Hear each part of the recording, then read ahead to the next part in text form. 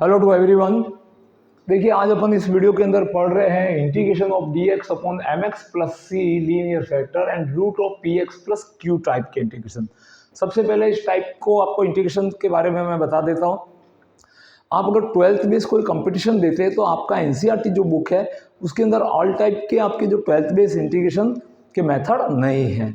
और अभी जो कोविड के बाद का जो सिलेबस पढ़ रहे हैं तो वो तो पूरा डायरेक्टेड पार्ट उसमें से काफ़ी पोर्शन हट चुका है, तो आप थ्योरी ऑफ इंटीग्रेशन में इसको भी ऐड कर दीजिए। अगर आपको कोई अच्छा कंपटीशन निकालना है, आप जेई कर रहे हैं, एनडीए कर रहे हैं, इसरो का है, डीआरडीओ का है, एनी कंपटीशन एग्जाम जिसके अंदर इंटीग्रेशन आपके सिलेबस में रहता है, चाहे हायर लेवल पे हो, तो इस तरह के इंटीग्रेशन की आपको ज़रूरत पड़ती है। आप चाहे यूनिवर्सिटी लेवल पे पढ़ रहे हैं तो उसके अंदर भी कैलकुलस का बहुत बड़ा पार्ट होता है, तो वहाँ पे भी इस पैटर्न के इंटीग्रेशन जो आपको 12th तक देखने को नहीं मिलते, उन इंटीग्रेशन के पैटर्न को आपको यहाँ पे यूट्यूब पे लाने की कोशिश है।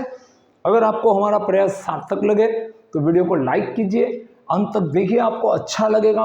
बहुत सारे क्वेश्चन आने वाले हैं जिसमें अनोखे इंटीग्रेशन है जिनको आपने एनसीईआरटी में कभी देखा नहीं है या कंपटीशन के अंदर वो ज़रूर पूछे जाते हैं। तो देखिए इस टाइप का इंटीग्रेशन है, इसकी अप्रोच क्या है उसको अपने माइंड में सेट कर लीजिए। ये जो रूट के अंदर जो टर्म लीनियर फैक्टर दिया हुआ है, इसकी अप्रोच रहती है कि इसमें px प्लस क्यू को ऑलवेज आपको एक नई वेरिएबल टी स्क्वायर मानना चाहिए। तो देखिए इस टाइप का एक अपन क्वेश्चन लेते हैं फॉर एग्जांपल के लिए।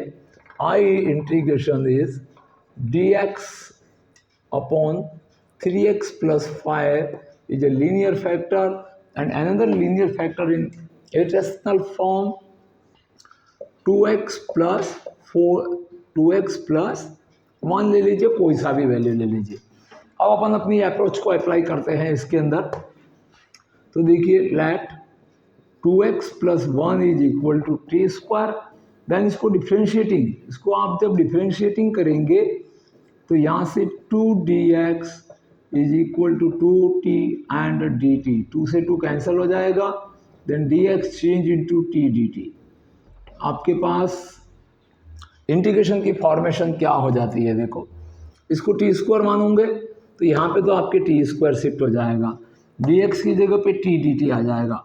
अब आपकी ओल्ड वेरिएबल x है, जब आप इंटीग्रेशन करते हो और कोई नई वेरिएबल इसके अंदर आप सब्स्टिट्यूट करते हो, फिर भी अगर old variable that means x यहाँ पे बच जाता है तो इसकी वैल्यू जहाँ आपका एज्यूम्पशन है वहाँ से आपको x लेना चाहिए।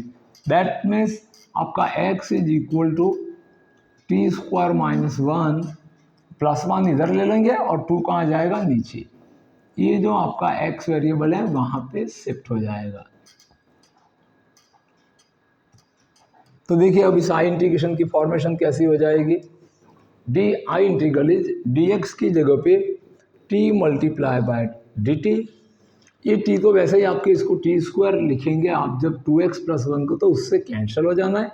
दैट मीन्स यहाँ पे आपने रूट के अंदर टी स्क्वायर इसको शिफ्ट किया है और यहाँ पे 3 और इसके अंदर x के साथ में मल्टीप्लायर आपके पास में रहेगा T square minus 1 upon 2 and plus 5, ये यहाँ पे x का शिफ्टिंग हो गया। अब देखिए यहाँ से आपको क्या करना है, आराम से इसको कैलकुलेट करना है। ये टी स्क्वायर से रूट हट जाएगा, दैट मीन्स यहाँ पे t मल्टीप्लाई बाय dt, यहाँ पे आपको t मिलेगा और इसके मल्टीपल में आपके पास जो टर्म है इसको आप थोड़ा सा सही से अरेंज करके लिख सकते हैं। तो देखिए इसके लिए आपके पास टर्म क्या बनेगी, यहाँ से 3t स्क्वायर माइनस का 3 प्लस का 10, इसको सिंप्लीफाई कर देते हैं थोड़ा और इसके डिनोमिनेटर में 2 आ जाएगा। दैट मीन्स आप इसको अगर इजी वे में करना चाहें तो इस 5 के डिनोमिनेटर में 1 रख के इसका एलसीएम 2 ले सकते हैं।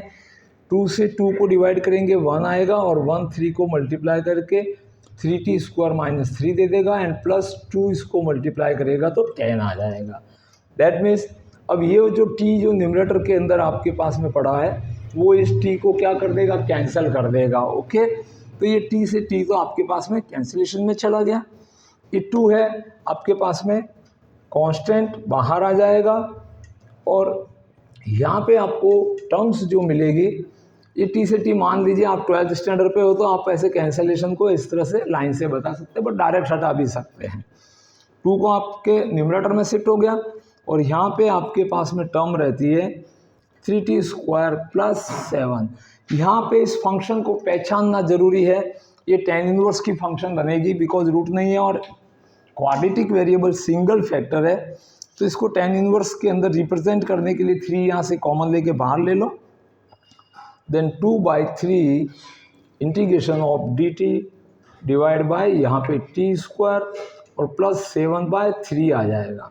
अब इसको और आप इस तरह से इसको लिख सकते हैं कि I integration is 2/3 is constant and dt upon t square plus 7/3 है, इसको आप रूट ऑफ 7/3 का स्क्वायर कह सकते हो। tan इनवर्स की फंक्शन है ये।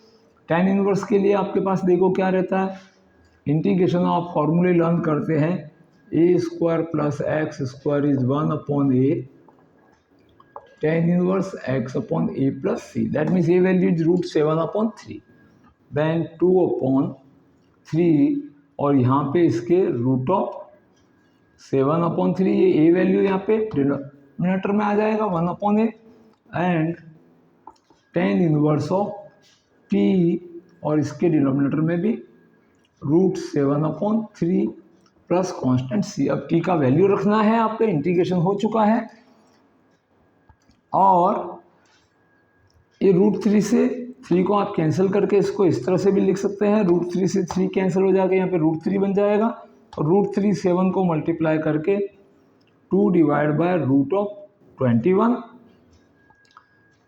आई integral is,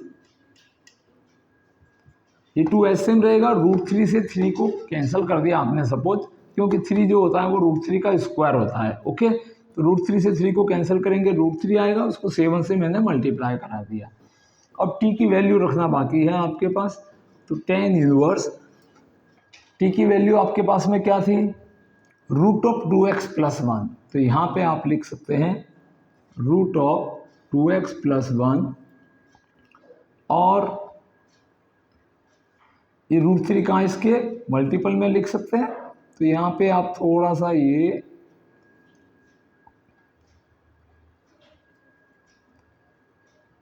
tan inverse of और यहाँ पे वैल्यू आ जाएगी रूट 3, बाहर रह जाएगा इसका कोफिशिएंट ये, और अपॉन में इसके डिनोमिनेटर में root of 7 and plus constant c। इस तरह से आपके पास में जब 2 लीनियर फैक्टर डिनोमिनेटर में होते हैं एक इक्विस्टल फॉर्म में, तो px प्लस q को ऑलवेज t स्क्वायर मान के सॉल्व करना चाहिए। अगर हमारा ये तरीका आपको अच्छा लगा तो वीडियो को लाइक कीजिए, शेयर कीजिए और सब्सक्राइब कीजिए। Thank you watching this video.